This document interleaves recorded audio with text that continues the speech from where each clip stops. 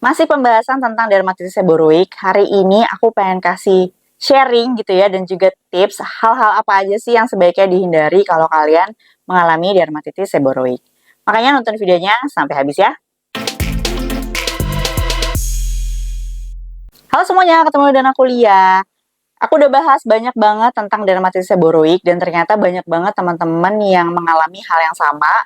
Makanya aku suka lihat di kolom komentar, teman-teman suka saling chat, saling komentar, saling kasih info. Terima kasih banget. Nah, makanya aku tertarik banget untuk bahas tentang dermatitis seboroik lebih banyak di channel ini. Semoga kalian suka ya dengan pembahasannya. Nah, hari ini kita akan bahas tentang apa aja hal-hal yang harus dihindari kalau kalian sedang mengalami dermatitis seboroik. Sedikit info, dermatitis seboroik itu apa? Jadi ini adalah kondisi kulit di mana kulit kita tuh biasanya di kepala, nih kalau dalam kasus aku di kepala, itu mengelupas. Nah, biasanya tuh dia kalau misalnya mengelupas akan berubah juga warna kulitnya. Dan terkadang kondisi ini tidak terjadi hanya di kulit kepala aja, tapi di area-area lain. Nah, kalau misalnya kalian pengen tahu informasi atau sharing aku, pertama kali tahu tentang dermatitis seboroik itu seperti apa, aku udah ada videonya, nanti kalian bisa lihat di sana. Nah, kita sekarang akan bahas dulu ya tentang apa aja yang tidak boleh dilakukan kalau misalnya kalian mengalami dermatitis seboroik. Yang pertama, nah ini paling penting banget, itu adalah jangan digaruk atau dikopek. Ini aku alamin dulu pas pertama kali belum aware sama dermatitis seboroik, karena aku pikir kulit kering atau mengelopek itu ya udah aku tarik aja nanti dia bakal hilang. Padahal ternyata enggak. Justru dia akan muncul terus, muncul terus, muncul terus dan malah bikin kulit kepala itu warnanya jadi berubah. Dan bahkan dia juga bisa menjadi melebar gitu. Jadi malah tadinya mungkin kecil, malah jadi tambah besar. Nah makanya ini harus dihindari ya supaya tidak makin melebar kemana-mana. Nah, yang kedua, makanya supaya kita tetap mungkin agak ngerasa risih ya, karena kita ngeliat, ih kulitnya kering gitu, apalagi di aku nih ya, ini di depan sini itu jadi kelihatan banget gitu ya, kalau aku lagi nggak pakai hijab di rumah itu, otomatis orang rumah tuh bisa ngelihat gitu loh, ada kulit-kulit kering di kepala aku sini.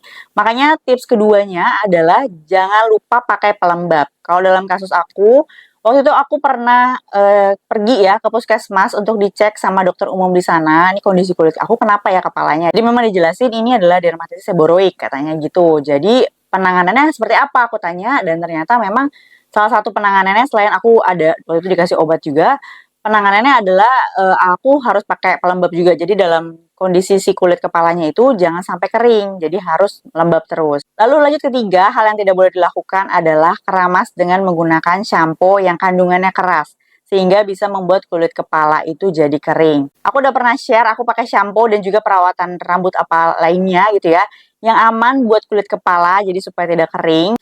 Jadi memang kita harus cari shampoo yang jangan keras kandungannya dan juga kalau bisa tuh dia memang bagus untuk scalp gitu ya, untuk kulit kepala, jadi dia tidak merusak kulit kepalanya. Jadi dia tidak membuat kulit kepala itu jadi kering. Yang keempat, kalau menurut aku jangan keramas setiap hari, tapi juga jangan keramas yang terlalu lama jedanya.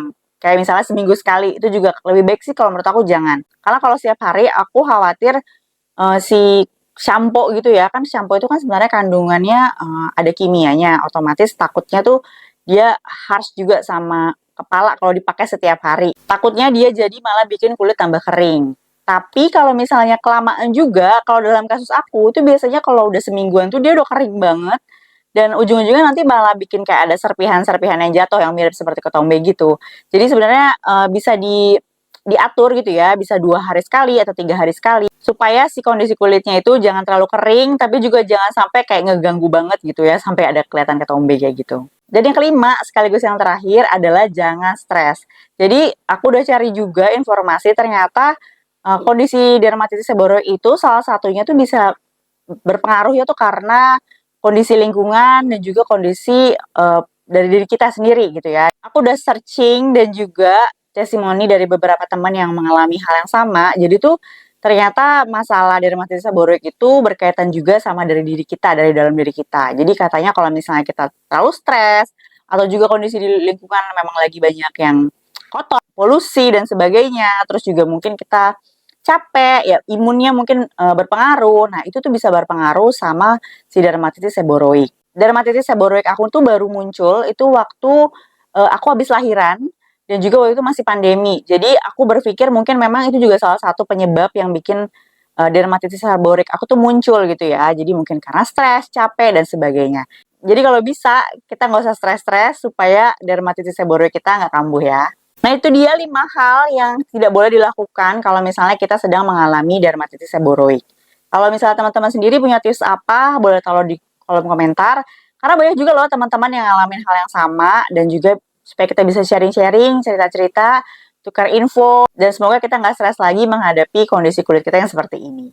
Dan itu aja video aku hari ini. Kalau misalnya kalian pengen lihat video-video aku lainnya tentang dermatitis seboroid, aku akan buat playlistnya, nanti aku taruh linknya di bawah. Dan terima kasih udah nonton dari awal sampai akhir. Kita ketemu lagi ya di video selanjutnya. Bye!